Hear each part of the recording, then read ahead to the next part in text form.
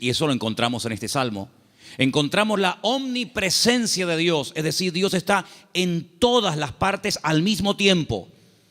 No significa que si está en un lugar se ausenta de otro, sino que la presencia de Dios lo abarca todo. Él está en todas partes, que no es lo mismo que decir en todas las cosas. Eso sería una aberración, decir que Dios está en las cosas. Dios está en todas partes, pero Dios no está en las cosas. Porque si estuviera en las cosas, pues creeríamos en el panteísmo, de tal manera que gente se puede acercar a Dios a través de una oración a un árbol, otros a una estrella, otros a la tierra, etcétera, etcétera. Dios está en todas partes, pero no significa que esté en las cosas de una forma visible, ¿no? Y finalmente, la omnipotencia de Dios. Dios no tiene ningún tipo de limitaciones, ni de espacio, ni de tiempo. Por eso encontramos a Dios con una definición muy breve, pero muy profunda. Es la profundidad de la sencillez de Dios. Que Dios es espíritu. No lo limita el tiempo, no envejece, no caduca. La Biblia ha sido escrita en un lenguaje humano donde aparecen muchas figuras retóricas para explicar lo que Dios es y lo que Dios hace. Y hay una figura muy común en la Biblia que se llama antropomorfismos, y es utilizar elementos del cuerpo humano para hablar de aspectos o características de Dios. La Biblia dice o habla del brazo del Señor, sobre quién ha creído nuestro anuncio y sobre quién se ha manifestado el brazo del Señor. La Biblia habla de los ojos de Dios, la Biblia habla de la mano de Dios, pero son simplemente eso, antropomorfismos, es utilizar un lenguaje conocido, un lenguaje humano, ¿verdad?, distintas partes del cuerpo, para describir la naturaleza de Dios en la vida de su creación, en la vida de los seres humanos.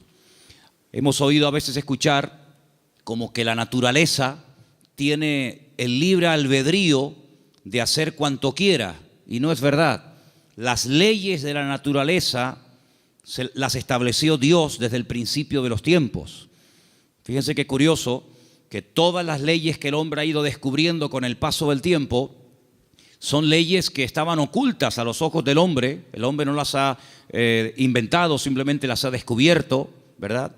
Pero son leyes que Dios estableció desde el principio de los tiempos. Y uno de los libros más profundos de la Biblia, que es el libro de Job, encontramos el peso de la tierra, encontramos los nombres de algunas constelaciones y estrellas, encontramos cómo el viento pesa, ¿verdad? Cosa que no se descubrió hasta muchos siglos después, y encontramos muchas cosas muy interesantes acerca de las leyes de la creación. Alguien dijo que lo creado es una manifestación de las ideas y de la voluntad de Dios hechas realidad, ¿vale? Dios hablaba y su palabra se materializaba. Poder que no transfirió al hombre, imagínense.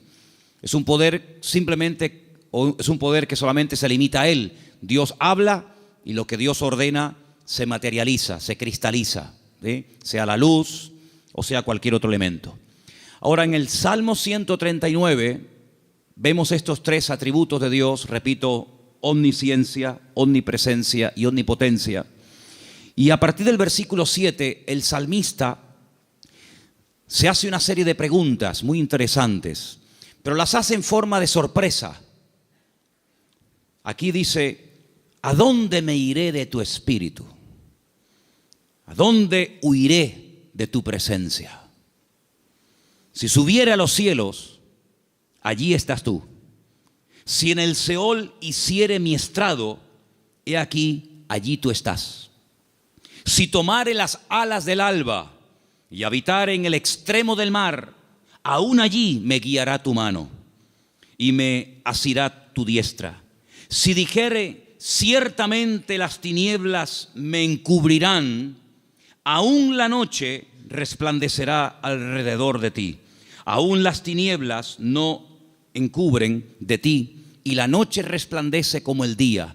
Lo mismo te son las tinieblas que la luz. ¿Cuántos dicen amén? Ahora, en la Biblia encontramos a ciertos personajes que por las circunstancias que estaban atravesando no les quedó más remedio que huir. y esconderse de las personas que querían quitarles la vida. Por ejemplo, piensen en Moisés.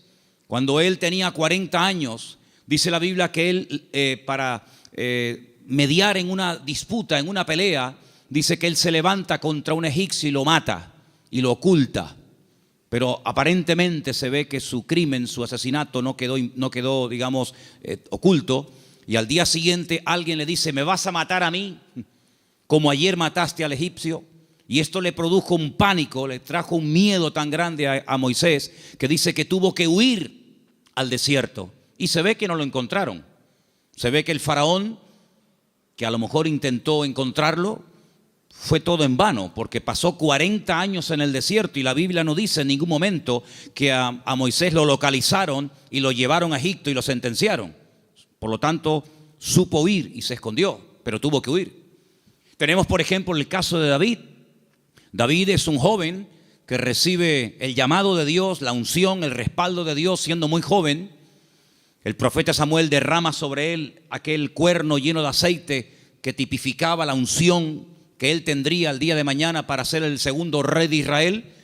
Y dice la Biblia que durante muchos años, David tuvo que huir y tuvo que escaparse y esconderse, porque Saúl estaba obsesionado con quitarle la vida. Y se ve que lo hizo bien, por supuesto, la bendición de Dios también estaba con él, porque Saúl nunca lo encontró, a pesar de que muchas veces estuvo muy cerca de echarle mano, incluso hasta de quitarle la vida. Así que vemos que hay hombres en la Biblia, seguramente hay otros, que tuvieron en momentos puntuales de la vida que huir. Pero lo que me llama la atención es que estas personas huían de hombres y fueron capaces de ocultarse de esos hombres, sea Faraón, sea Saúl, que querían quitarle la vida. Pero lo curioso es que en el primer libro de la Biblia, el libro del Génesis, el primer hombre intenta jugar al escondite con Dios. Porque dice la Biblia que cuando Adán peca, se esconde de Dios, como si Dios no supiera dónde está. Es decir, Adán está tratando a Dios como si fuera un hombre. Así como Saúl no pudo encontrar a David porque sabía dónde esconderse, y así como Moisés se supo meter en el desierto y no lo encontraron, Adán creía que se podía ocultar de Dios. Sin embargo, el Señor sabía perfectamente dónde está. Me llama la atención que cuando leemos el libro del profeta Jonás, en el capítulo 1, dice la Biblia que él recibe un llamamiento para ir a predicar a una tierra extranjera, a la capital del imperio de Asiria. La ciudad se llamaba Nínive, pero él no quería ir, porque él sabía que si la gente se exponía a la palabra y se arrepentían, Dios los iba a perdonar. Y como él no quería que Dios los perdonara, sino que los castigara y los destruyera, pues dice: no voy a predicarles. Y como no van a tener la opción de arrepentirse, pues que se mueran. Y entonces dice que desciende a una ciudad que en la Biblia se llama Jope, pero que en la actualidad se llama Jaffa, y dice que toma un barco para huir de la presencia del Señor. Bueno, hay un momento en el que los marineros le preguntan: ¿qué haces aquí? ¿Cuál es tu nacionalidad? Y dice que los marineros se dieron cuenta de que él intentaba huir de la presencia del Señor. ¿Eso qué significa? Bueno, en ese momento y hasta siglos más tarde, se creía que Dios donde estaba y donde Dios vivía y moraba era en Jerusalén, en el templo que estaba en el monte Moriah. Y cuanto más lejos me alejara de Jerusalén, y si encima me monto en un barco y me voy mar adentro, pues es como que la presencia de Dios la dejo atrás y Dios pues no me encuentra. Yo estaba leyendo hoy justamente el libro de Jonás y hay una canción que nosotros cantamos en la iglesia, parte del Salmo 118, que dice: desde la angustia invoqué al Eterno y Él me oyó. Y en la oración que Jonás hace desde el vientre del gran pez, pues dice la Biblia que él dice: desde la angustia invoqué al Eterno y Él me respondió. Así que el Salmo 118 Jonás lo sabía perfectamente, pero el 139 se ve que se olvidó. Porque el 139 el salmista dice: ¿a dónde me voy a esconder? ¿A dónde voy a huir de tu presencia? Vaya a donde vaya, sea hacia arriba, sea hacia abajo, sea a la izquierda o sea a la derecha, Nunca podré huir de tu presencia, porque él tenía bien claro el concepto de la omnipresencia del Señor. ¿Cuántos dicen amén? Ahora, esta gente huía en el sentido negativo, pero hermanos, esto nos tiene que producir un gozo y una alegría a todos y a cada uno de nosotros enorme, inmensa. ¿Sabéis por qué? Porque vayamos a donde vayamos, no importa las circunstancias en las que nos encontremos, la presencia del Señor siempre, siempre estará a nuestro lado. ¿Cuántos dicen amén? No importa si te encuentras en una cárcel, allí el Señor sabe que estás. ¿O acaso nos hemos olvidado de que una noche bien tarde Pablo y Silas cantaban, los presos les oían, pero no solamente los presos les oían, sino que el Señor en el cielo también les oía, y dice que los liberó de una forma tremenda? ¿Cuántos dicen amén?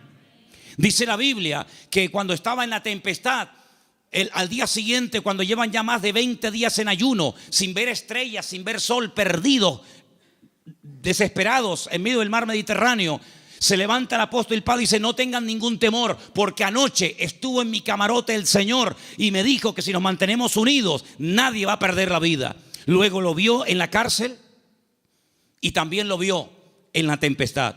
Pero también se acordó de que en el desierto había un viejito llamado Moisés, que hacía 40 años que había huido de Egipto, y el Señor lo encontró. Y el Señor sabía que en aquel pozo, aunque los hermanos se tapaban los oídos y no querían oír los gemidos y los gritos de José, la Biblia nos enseña que el Señor siempre estuvo con José en el pozo y posteriormente en la cárcel. No hay ni un solo lugar donde nosotros vayamos en esta vida donde el Señor no esté a nuestro lado, sino que incluso hay una promesa del Señor que nos dice: he aquí yo estoy con vosotros todos los días hasta el fin del mundo. Hoy estaba analizando, estaba echándome un rato la siesta y de repente, ¡pum!, me desperté como un resorte y me fui a mi oficina y empecé a escribir todo lo que me venía a la cabeza. Y fíjate, me venía a la cabeza cuando Elías, huyendo, otro que huye también, en este caso no de un rey, no de un faraón, sino de una mujer llamada Jezabel, la reina perversa, esposa de Acab, que quiere matarlo. Dice que salió corriendo, huyendo, para que Jezabel no pudiera matarlo. Y dice que se mete dentro de una cueva. Y entonces dice que de repente se produce un terremoto tremendo, tremendo, a tal punto que dice que las rocas se parten por la mitad. Pero dice, Dios no estaba en ese terremoto. Más adelante dice que viene un viento huracanado espectacular, tremendo, que lo arranca todo. Y dice, pero Dios no estaba allí tampoco. Y al final, después de muchos, cosas de la naturaleza, dice que viene un viento apacible. Y él reconoce que en esa calma y en esa quietud estaba el Señor. Y me venía a la mente el capítulo 37 de Ezequiel, cuando dice que el Señor le permite ver un valle lleno de huesos secos en gran manera. Y dice que no se levantaban ni producían ningún temor, porque no estaba el Espíritu de Dios dentro de ellos. Si como la Biblia dedica tiempo a decir dónde Dios no está, pero también la Biblia dice dónde Dios sí está. Por ejemplo, también apuntaba todas las veces que ocurren tragedias y desgracias en la vida. A continuación añade la Escritura y dice, pero el Señor estaba con José. ¡Qué maravilla! Hermanos, saber que nuestro Dios está con nosotros todos los días, ¿no te produce una alegría y una tranquilidad de saber que pase lo que pase y venga lo que venga y digan lo que digan, nuestro Dios está con nosotros porque es omnipresente? No hay que ir a un lugar específico a visitarlo, como durante siglos y generaciones tenían que hacer las 12 tribus de Israel, que 3 veces al año tenían que viajar cientos o miles de kilómetros para ir a Jerusalén a visitar y a celebrar la fiesta del Eterno, sino que el Señor ha prometido estar con nosotros en cualquier momento, en cualquier lugar. No importa si somos jóvenes, adolescentes, niños o ancianos. No importa si estamos en la iglesia, en la casa, en el trabajo, en un barco, en un avión, en un submarino. No importa. La presencia del Señor siempre estará a nuestro lado, y eso significa que la protección del Señor siempre estará con nosotros. Esa es la primera verdad que quiero compartir con ustedes en esta tarde. Y si habéis prestado atención a la lectura, ¿cuál fue la lectura de hoy? ¿Cuál fue? Salmo 121. ¿Cómo empieza el Salmo 121? Alzaré mis ojos a los montes. ¿De dónde vendrá mi socorro? Ay, amigo, cuando tú estás donde empezaban los peregrinos que iban a Jerusalén a celebrar las fiestas, cuando tú te pones en el principio de ese camino, allí en lo alto, en Galilea, y ves un camino estrecho, rodeado de unas montañas gigantescas, y te explican que en esas montañas se ponían los ladrones y las bandas armadas para robarle las ofrendas y los diezmos que iban a llevar al templo a Jerusalén.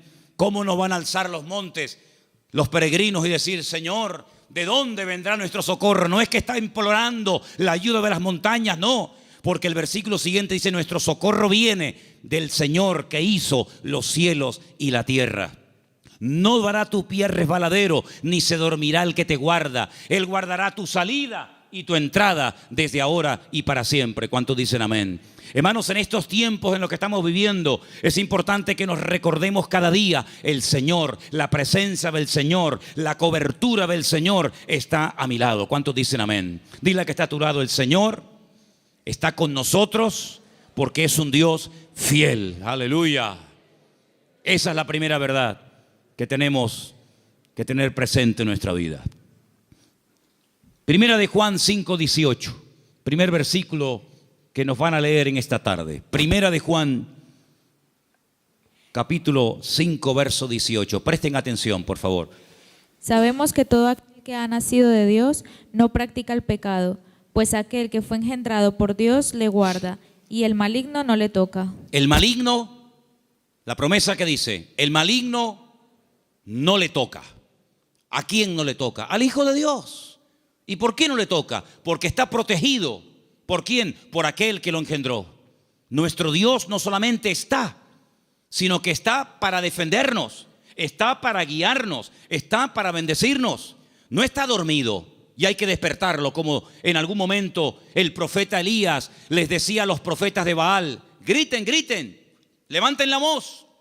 Tal vez vuestro Dios está de camino, o está dormido, cansado, se ha ido de viaje.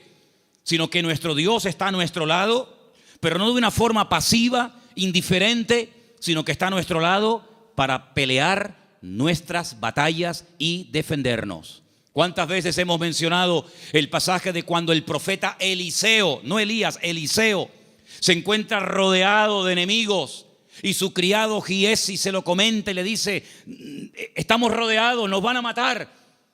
Y el profeta Eliseo ora para que el Señor le abra los ojos espirituales a su criado incrédulo Giesi, porque le dice: más son los que están con nosotros que los que vienen contra nosotros. Y entonces él pudo ver por los ojos de la fe cómo la presencia del Señor estaba alrededor de aquella casa, y aquellos que venían a matarlos al final quedan ciegos y ellos los tienen que guiar hasta salir de la ciudad. Hermanos, ese es nuestro Dios, un Dios que ha prometido estar con nosotros todos los días. Estemos también nosotros con Él todos los días. ¿Cuántos dicen amén? Segunda y gran verdad que quiero compartir en esta tarde: el poder inmenso, ilimitado del nombre del Señor Jesucristo. Marcos capítulo 16, versículo 17 al 18. Presten atención, por favor. Y estas señales seguirán a los que creen. En mi nombre echarán fuera demonios, hablarán nuevas lenguas, tomarán en las manos serpientes, y si bebieren cosa mortífera no les hará daño. Sobre los enfermos pondrán sus manos y sanarán. Todo cuanto se menciona ahí con una connotación milagrosa: echar fuera demonios, hablar lenguas, orar por los enfermos, etcétera, etcétera, todo va precedido por el nombre de Cristo. En mi nombre, en mi nombre, en mi nombre. El Señor Jesucristo nos enseña en la palabra que cuando oramos los creyentes tenemos que orar en su nombre. Firme la oración. No oramos en nuestro nombre. No nos acercamos a Dios con nuestros méritos, sino que oramos en el nombre del Señor Jesucristo.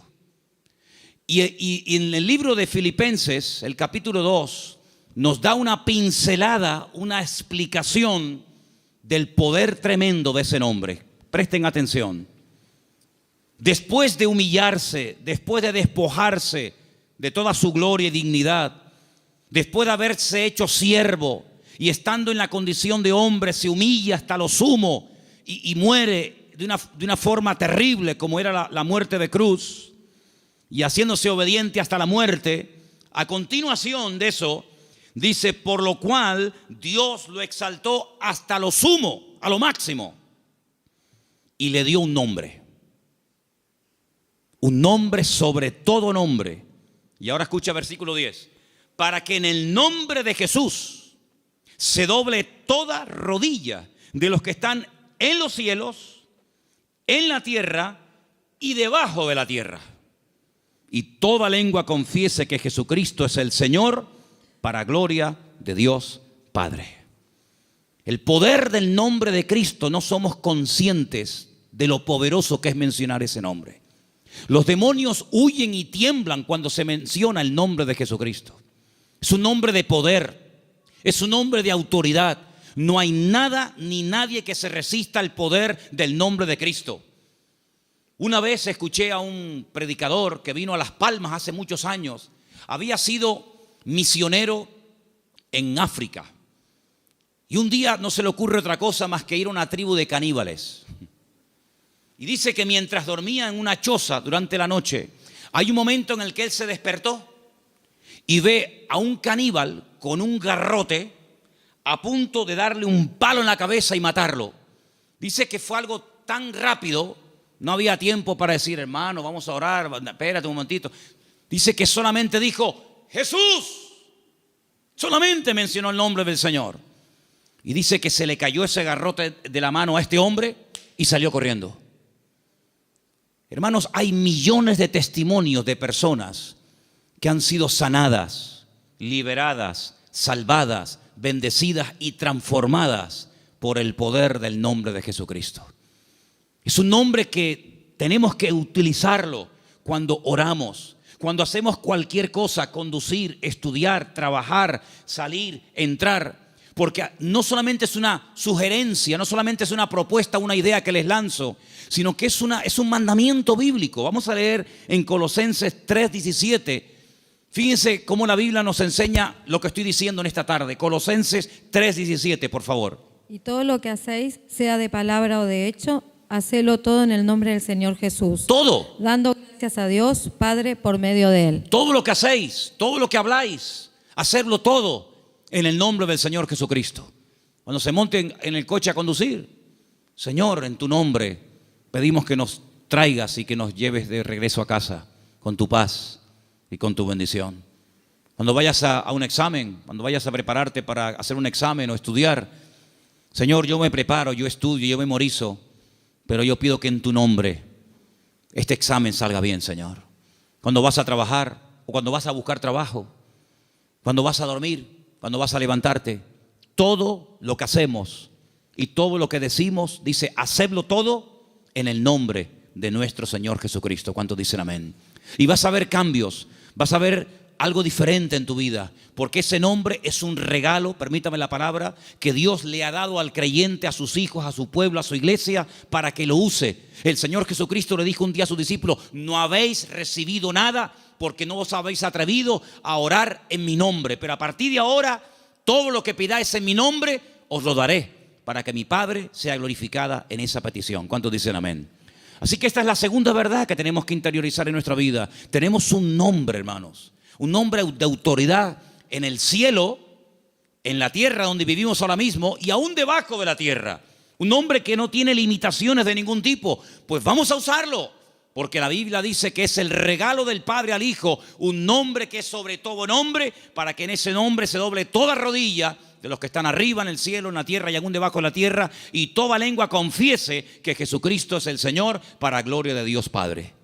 Dice también en un versículo que vamos a leer a continuación, en Proverbios 18:10, nos pone un ejemplo gráfico de la protección que proporciona el nombre del Señor, el nombre de Dios. Proverbios 18:10, por favor.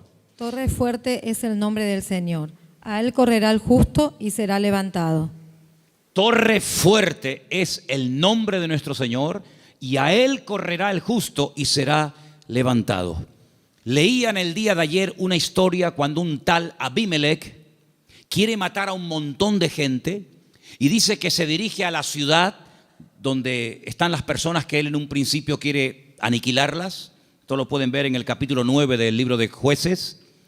Y dice la Biblia que en esa ciudad había una torre donde la gente de la ciudad, las mujeres y los niños se metieron, subieron a lo alto de la torre y allí se escondieron, y dice que no les pasó nada. Yo no sé si el salmista se inspiró en esa historia para escribir estas palabras. Torre fuerte es el nombre de nuestro Dios. A él correrá el justo y será salvado en el tiempo de la angustia, en el tiempo de los problemas. Así que, hermanos, les animo a que en esta semana, no en vano, porque fijaros que sagrado es el nombre del Señor, que hay un mandamiento de los 10, del decálogo, hay uno que curiosamente hace referencia a su nombre: no tomarás el nombre de tu Dios en vano. Pero bueno, una cosa es no tomarlo en vano y otra cosa es no tomarlo nunca. Por lo tanto, cuando menciones el nombre del Señor, que la gloria, una vez obtenida la respuesta a esa petición o a esa necesidad, que la gloria no sea para ti, sino que la gloria se la lleve el Señor. ¿Cuántos dicen amén?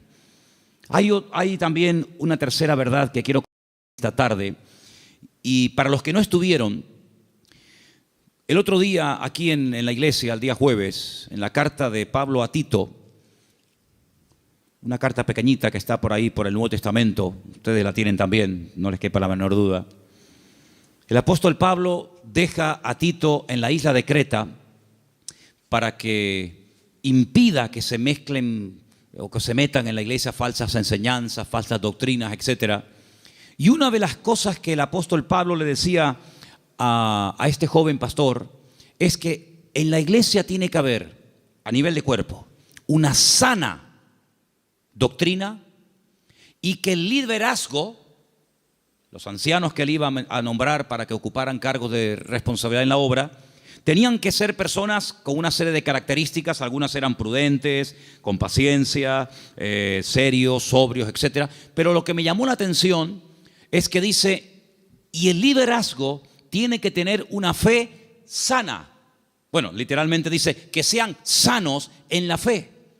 Y esto despertó mi curiosidad, porque la tercera verdad que quiero que en esta tarde escuchen ustedes y quiero compartir es el poder que tiene el cuerpo, el pueblo del Señor, siempre y cuando la fe de esa iglesia sea una fe sana. Y algunos dirán, pero ¿cómo que una fe sana? ¿Es que acaso hay una fe que no es sana? Pues sí. La fe a veces se puede enfermar. De hecho, vimos el jueves, repasamos un poco, que hay un momento puntual en el ministerio del Señor Jesucristo en el que algunos discípulos vienen y le dicen: Señor, nos ha pasado algo y queremos contártelo. Hemos entrado a una ciudad y no nos han querido recibir. No han sido hospitalarios, han sido fríos. Incluso nos han pedido que nos marchemos de la ciudad, que no quieren saber nada de ti, de tu ministerio, ni de tus palabras. Y le dicen ellos al Señor, y uno de ellos era nada más y nada menos que Juan. ¿Quién lo diría? Señor, ¿quieres que oremos para que caiga fuego del cielo y los destruya a todos? Oye, qué fe, ¿eh? Ellos creían que si oraban y que cayera fuego del cielo, el Señor respondería a sus oraciones. Pero el Señor dice: alto. No. Ese espíritu no es el que debe de caracterizar a un discípulo mío. La fe no es para destruir, la fe es para edificar. Si en todo lugar donde no nos escuchan vamos a pedir fuego, vamos a prenderle fuego a todo el país. Y una vez dije: ¿por qué se creen ustedes que el Señor se llevó al profeta Elías? Porque como siguiera como seguía, le iba a prender fuego a todo el país. El único que iba a quedar con vida era él. Pero saben, hermanos, esa es una fe distorsionada. Es una fe mal encaminada.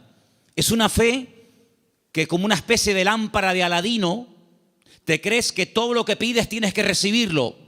Y no está basada en la razón, no está basada en la palabra, en el sentido común, sino está basada en una emoción, en un rechazo que sientes hacia una gente que no te ha querido escuchar. Y es una fe que no tiene nada que ver con una fe sana, que es la fe que tiene que tener el creyente. Es una fe totalmente distorsionada, una fe que no es la que yo quiero que ustedes tengan. Luego Pablo también hablaba de que había gente que tenía fe fingida. Fe fingida. Y Pablo dice a Timoteo, yo doy gracias a Dios que la fe que tú tienes no es fingida. Porque la fe que tú tienes primeramente la tuvo tu abuela y después se la traspasó a tu madre y ahora la tienes tú. Y dijimos que esa fe no fingida tiene que ver con una fe sincera, sin mezcla, sin hipocresía. Otra versión dice sin engaño, sin máscara. Hablamos también acerca de que hay fe, hay gente que tiene fe, pero es una fe muerta. Tienen fe, pero está muerta. ¿Y cuál es la fe muerta? La que no produce obras. Dice la Biblia, la fe sin obras está muerta. Por lo tanto, cuando vamos a este tercer punto y hablamos acerca de la protección sobrenatural que hay sobre nuestra vida y de lo indestructible que es el pueblo del Señor, para que eso se dé, tiene que haber una fe sana entre nosotros. No una fe rara, distorsionada, enferma, sino una fe puesta en las promesas y en la palabra de nuestro Dios. ¿Cuántos dicen amén? Y entonces esa fe va a traer estabilidad. Esa fe va a traer una revelación del verdadero Dios al cual tenemos que honrar, adorar y servir. Porque yo creo con todo mi corazón que la forma como oramos, la forma como nos planteamos nuestro estilo de vida, las decisiones que tomamos o no, es decir, todo lo que hacemos en la vida como creyentes gira en torno al concepto que tenemos de nuestro Dios. Es decir, si nuestro concepto de Dios está equivocado, por mucha fe que tengamos, no estamos actuando correctamente. Y volvemos al principio del mensaje de hoy. Jonás creía que había lugares donde se podía esconder de Dios y Dios no encontrarlo. Dice que él huía de la presencia de Dios, huía del llamado de Dios, de la responsabilidad. ¿Por qué? Porque no quería cumplir con el llamado de Dios. Y hace exactamente lo mismo que hizo Adán en el jardín del Edén: huir, esconderse de Dios. Y él creía que uno se podía esconder de Dios. Y él actuaba en base a esa creencia equivocada. Por lo tanto, es muy importante que nosotros nos preguntemos de vez en cuando, a la luz de las Escrituras, si la forma como yo estoy orando y pidiendo las cosas, si la forma como yo estoy viviendo mi relación con el Señor es una relación basada en una fe sana o en ideas distorsionadas y equivocadas. Porque hay personas que se imaginan que Dios, como acabo de decir, es esa especie de lámpara de Aladino que frotamos y Dios tiene que estar a mi servicio las 24 horas del día y Dios tiene que complacerme en todo lo que le pido y en todo lo que quiero. Y no es así. Hay momentos en los que puedes tener una fe tremenda y Dios decir a tu oración no.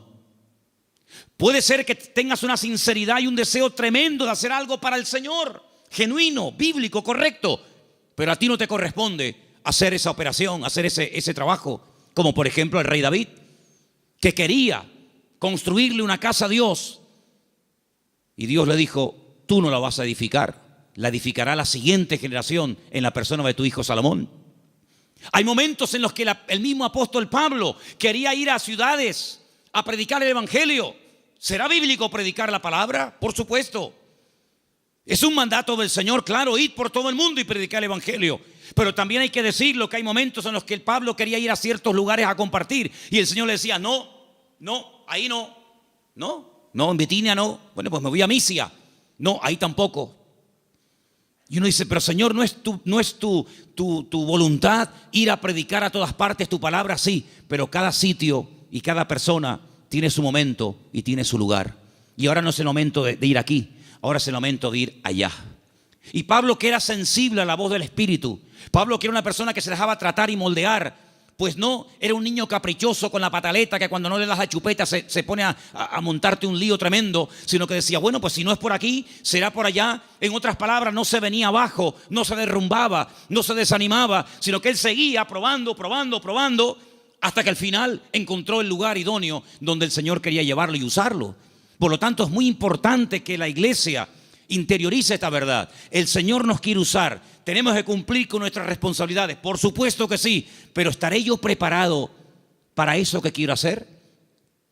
La Biblia nos enseña que cuando José era un joven, ya él sabía lo que Dios quería hacer con su vida. Yo creo que pecó un poco de imprudente. Abrió su corazón a sus hermanos. Tal vez lo mejor hubiera sido abrírselo solamente a su padre, pero él le abrió su corazón a sus hermanos, le contó los sueños que había tenido y se buscó la ruina de su vida. Bueno, después al final, lógicamente, sabemos que el Señor utilizó todo aquello y lo convirtió en algo positivo, ya lo sabemos. Pero hermanos, él tuvo que esperar desde el momento que recibe la revelación de la voluntad de Dios para su vida hasta que él ve que eso se cumple. Pasaron muchos años, pasó mucho tiempo. ¿Por qué? Porque el Señor tenía que tratarlo y tenía que prepararlo y tenía que capacitarlo y lo tuvo que hacer pasar por situaciones terribles, terribles, pero en todas y en cada una de ellas aprendió lecciones que lo marcaron para toda la vida. Y cuando llegó el momento, el Señor lo levantó y el Señor lo utilizó. Por eso, amados hermanos, ¿en qué momento, en qué etapa del camino te encuentras? Sin embargo, cuando le escribe el apóstol Pablo a Timoteo, le dice: Timoteo, Dios no nos ha dado espíritu de cobardía. Probablemente estaba pasando por un momento de temor frente a semejante responsabilidad. Pablo dice: Dios no nos ha dado espíritu de cobardía y no te tienes por qué avergonzar de mis cadenas. Cuando te pregunten dónde está tu apóstol Pablo, dónde está el fundador de la iglesia, no te avergüences de mis cadenas, da testimonio de ellas. Y te recuerdo que tienes que cumplir con tu ministerio. Y te recuerdo que tienes que predicar la palabra a tiempo y fuera de tiempo. Y te recuerdo que tienes que cuidar tu salud. Y te recuerdo que no le des lugar a los comentarios de la gente que te menosprecian por la edad que tienes, etcétera, etcétera, etcétera. En otras palabras, ¿por qué Él exige que sufra? Sufre, pelea, predica, con ganas y sin ganas, a tiempo y fuera de tiempo. ¿Por qué? Porque sabe que está en una etapa de la vida en la que a Él se le puede exigir, pero a otras personas Pablo no les exigía tanto. ¿Por qué? Porque no habían llegado al nivel y a la madurez que Pablo entendía que Timoteo ya tenía. Por lo tanto, en base a tu conocimiento, en base a tu madurez, en base al desarrollo que tú tienes en el Señor, se te exigirá más o se te exigirá menos. Pero todo creyente que forme parte del cuerpo de Cristo, el cual llamamos iglesia, tiene que asumir las responsabilidades que le corresponda. Y yo, por ejemplo, en esta tarde tengo aquí una pequeña lista de cosas en las cuales todos sí podemos, a pesar de que lleven poco tiempo o mucho tiempo, todos sí podemos cumplir con ellas. Por ejemplo, con la puntualidad. Yo doy gracias al Señor de que en esta iglesia, salvo raras excepciones, siempre se empiezan los cultos a su hora. ¿Sí o no? ¿No? ¿Dicen que no? Hemos estado en algunas iglesias donde el culto se ha empezado media hora tarde. Y durante la predicación aún sigue entrando gente. Y decirnos a algunos miembros de la iglesia: en esta iglesia siempre ha sido así, es imposible empezar un día a tiempo. Bueno, yo doy gracias al Señor de que por lo menos en eso no somos malos, ¿no? Sino que generalmente solemos ser puntuales. Cuando se propone o se expone a la congregación un proyecto, una idea o algo, generalmente un altísimo porcentaje de la congregación responde apoyando pues dicha actividad o proyecto o lo que sea. En otras palabras, hermanos, la iglesia va a crecer en la medida en la que tú crezcas. La iglesia, cuando hablamos de iglesia, ¿qué es la iglesia? La iglesia eres tú, y tú, y tú, y cada uno de nosotros. Y la iglesia, ese concepto a veces tan abstracto, como dice la iglesia ¿qué es? Pues la iglesia eres tú. La iglesia tendrá la madurez de todos y cada uno de nosotros. Pero esa madurez, ¿dónde la aprendemos? ¿Aquí o ya venimos con ella de casa? Después del culto hoy, queremos reunirnos unos poquitos minutos con los padres de los chicos que en este momento, ahora mismo, están en la escuela dominical. ¿Por qué? Porque una de las cosas que tenemos que entender es que la iglesia, por ejemplo, en los domingos, la escuela dominical, es un refuerzo a lo que teóricamente los niños ya aprenden de sus respectivos padres en el hogar. ¿Cuántos dicen amén?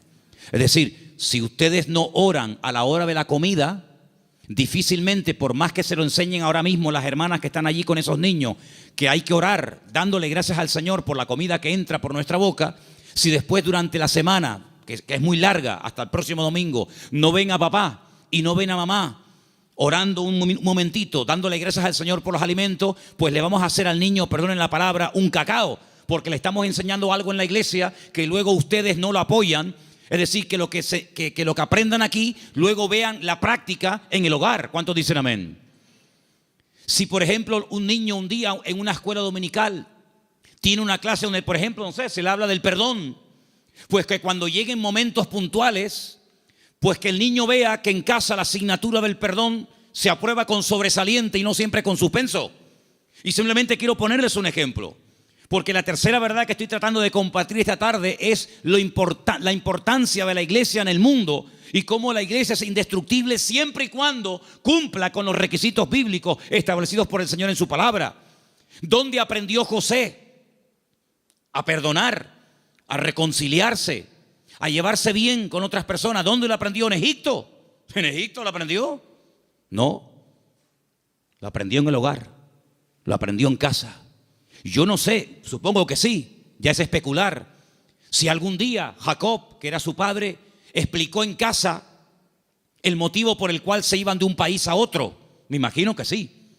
Yo me imagino que un día Jacob habrá juntado a Raquel, a Lea, a sus hijos y les habrá dicho: chicos, nuestro tiempo se ha terminado con el tío Labán. Volvemos a Canaán. Y quiero contarles algo. Hace 22 años salí de mi tierra y ahora volvemos. Pero hay una pequeña cosa que tengo que comentarles. Yo no vine aquí porque quería en el fondo venir. Yo vine aquí casi forzado por las circunstancias. Vine aquí porque el tío Esaú, vuestro tío, mi hermano, me quería matar. Y ahora volvemos y no sé lo que nos vamos a encontrar. La Biblia dice que él toma una serie de medidas, muy particulares por cierto. Fue haciendo diferentes grupos, a las que menos amaba o con las que menos tenía, no sé, feeling, las fue poniendo por delante y él lógicamente se quedó atrás, con la que él realmente quería y con sus hijos. Y le llega la noticia de que el tío Esaú viene con 400 hombres armados hasta los dientes. Y entonces él se va a la montaña a orar. Y es allí cuando tiene un encuentro con el Señor que lo cambió para toda la vida. Y es allí donde pelea con un ángel, y dice la Biblia que allí donde Dios le cambia el nombre de Jacob por Israel. Y al día siguiente llegó el momento de la verdad, amigo. Llegó el momento de a ver qué pasa. O se acaba todo o empieza todo. Y allí se va José con su padre, con sus hermanos.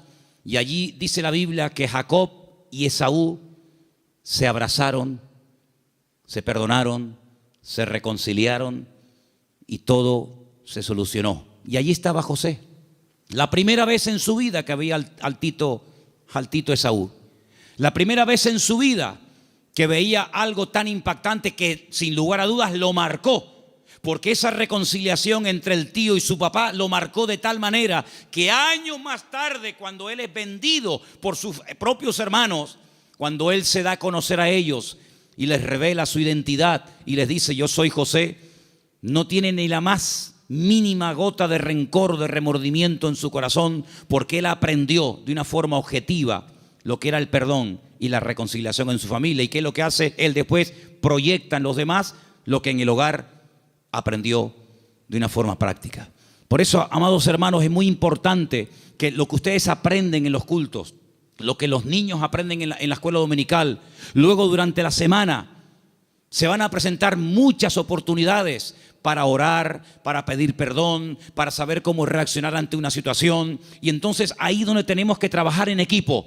Porque la iglesia que entiende que no somos solamente iglesia cuando nos reunimos aquí en Garcilaso de la Vega, número 13, y cuando apagamos la luz y arrancamos los coches y cada uno se va a su casa, dejamos de ser iglesia. No, seguimos siendo iglesia.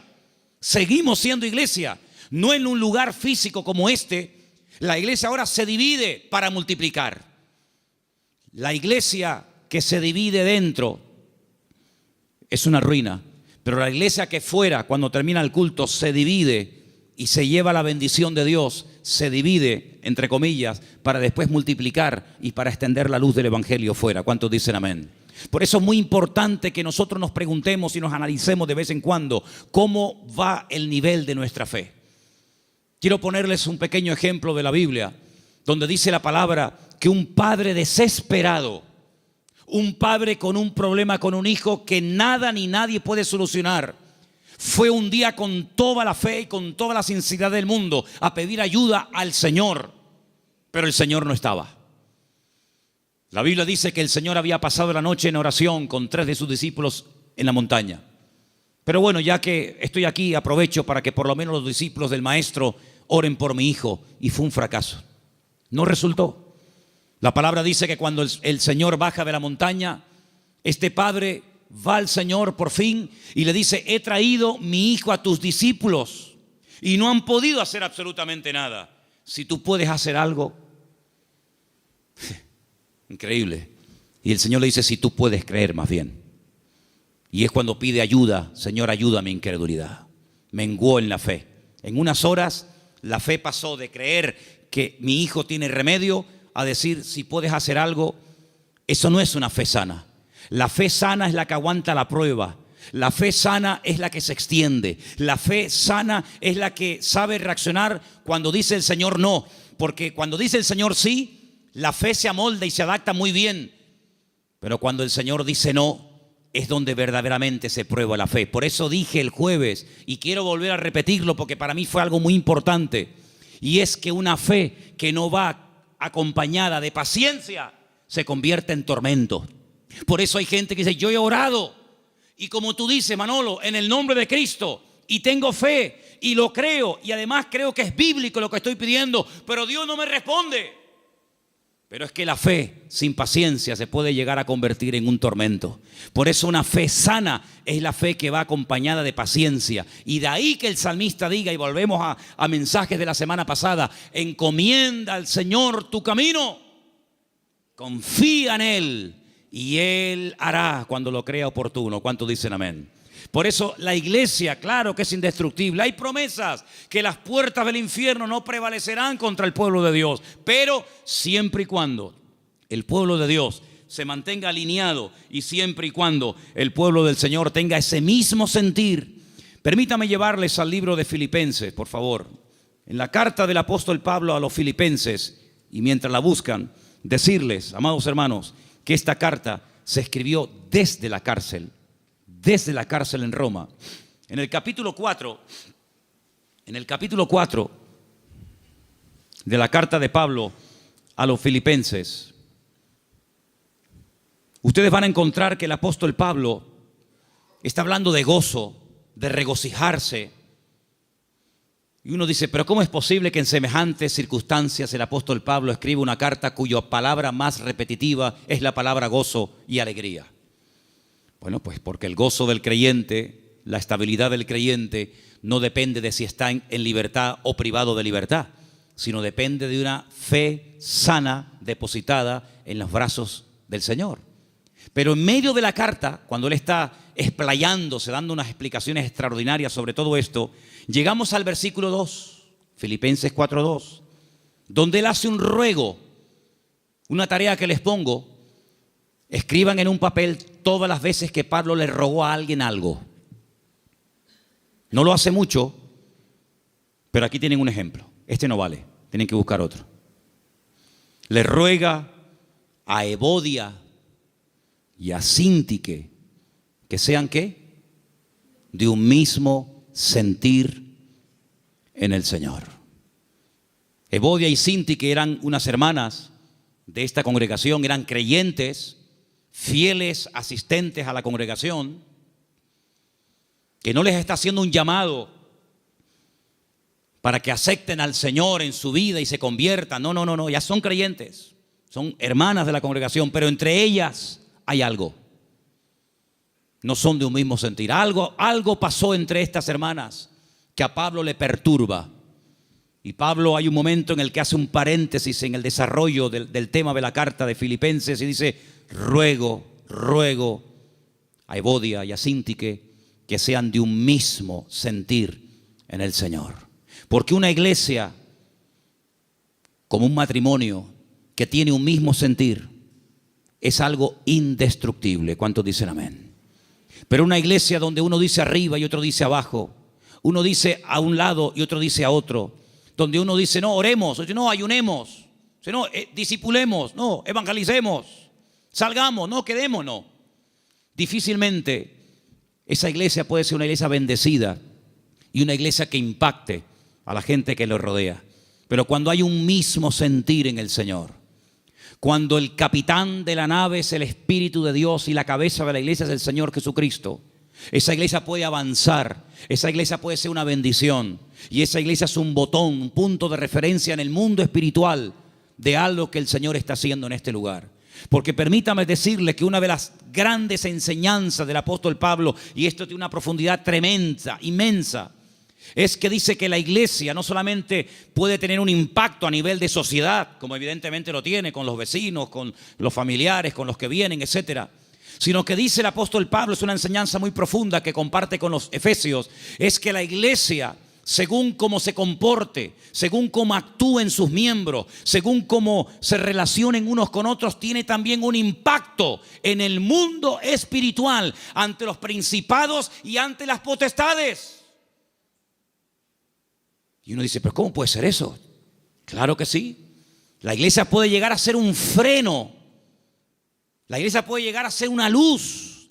La iglesia puede incluso impedirle al enemigo que campe a sus anchas y que haga lo que le dé la gana. Porque la iglesia es un freno en el mundo espiritual que el diablo reconoce perfectamente. ¿O se creen ustedes que el diablo no sabe que tú eres un hijo de Dios? ¿Se creen ustedes que el diablo no nos ve a nosotros? ¿Se creen ustedes que los demonios no nos observan cada día cómo hablamos, cómo oramos o cómo no oramos, cómo entramos, cómo salimos? Claro que lo ven. Había una vez unos jóvenes que querían echar fuera un demonio de un hombre, y cuando fueron a orar por él no se les ocurre otra cosa. Qué listos y qué tontos al mismo tiempo. Querían echar fuera a los demonios en el nombre del Cristo que predica Pablo.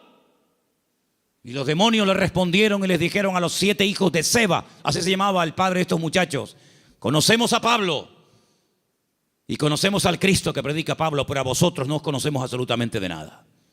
Así que el diablo sabe dónde vivimos, sabe nuestra identidad, sabe nuestro nivel de madurez, sabe nuestro nivel de santidad con el Señor, sabe hasta dónde puede llegar, porque como dije al principio, hay una protección, una cobertura sobrenatural 24 horas al día sobre la vida de la iglesia, sobre la vida de cada uno de sus hijos. Pero a veces nosotros podemos abrir rendijas, a veces nosotros incluso hasta le damos ideas al enemigo. Por eso dice Pablo, no le deis lugar al diablo. No le des lugar al diablo en tu casa. Si hay algo por donde está colando el enemigo, sé sabio y quítalo, elimínalo. Si hay algo en tu vida que produce que entres en un picado, en un enfriamiento, en un apartamiento de la palabra y del Señor, aléjalo de tu vida. Rodéate de gente espiritual.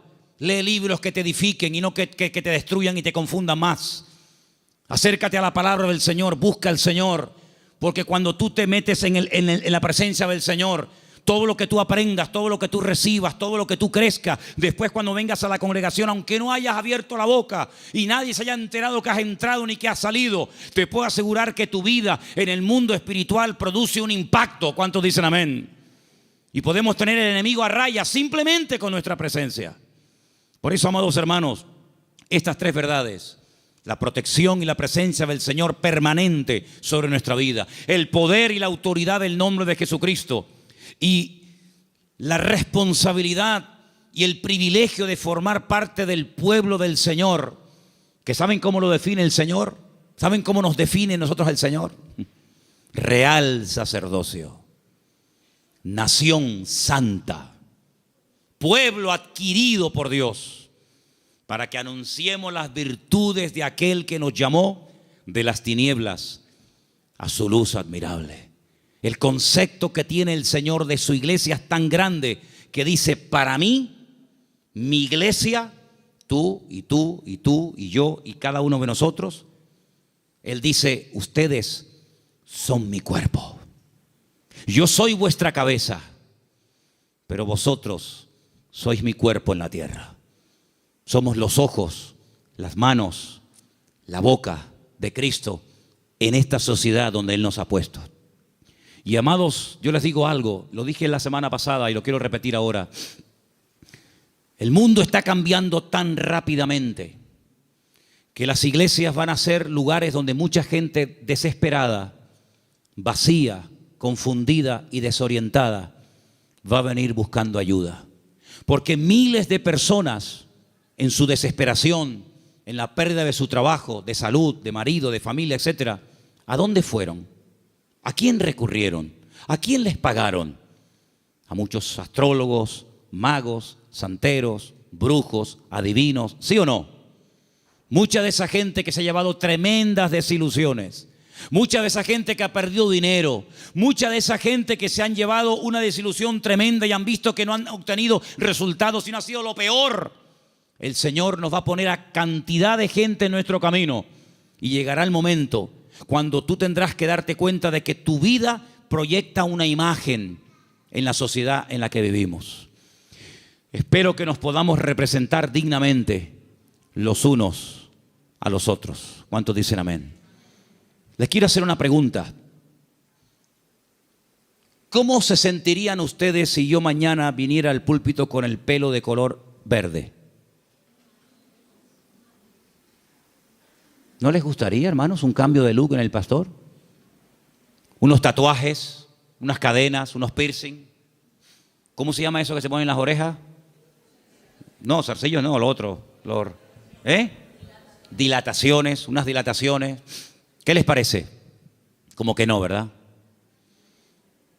Como que no.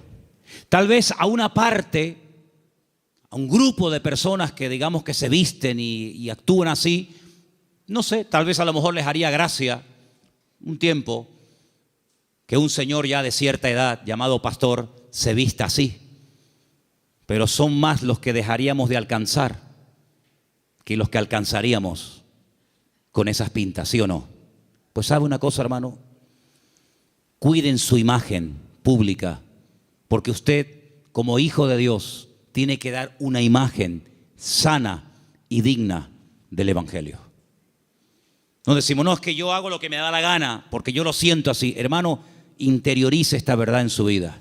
La forma como usted habla con sus compañeros de trabajo, con sus clientes, con los amigos en el barrio, con tus familiares, etcétera. En cierto sentido, tú eres un embajador del cuerpo de Cristo, de la iglesia del Señor, en medio de la sociedad en la que vivimos. Por eso cada vez que vayas a hablar, a decir algo, a opinar, a aportar algo, piensa en esto. Lo que voy a decir te glorifica a ti, Señor. Lo hago en el nombre de Cristo. Tú lo harías y estarías contento con la imagen que estoy proyectando de ti. Estas verdades tienen que calar hondo en nuestra vida y tenemos que ser responsables, no solamente ante Dios, sino asumir que todo lo que hacemos y decimos en la vida tiene que ser hecho decentemente y con orden en el nombre del Señor. ¿Cuántos dicen amén? Vamos a orar. Cierra tus ojos en esta tarde. Ahí donde estás. Aleluya. Tenemos una protección y la presencia del Señor permanentemente a nuestro lado. Tenemos el nombre más poderoso que jamás ha existido y existirá. El nombre de Cristo Jesús. Y formamos parte del cuerpo de Cristo, de la iglesia.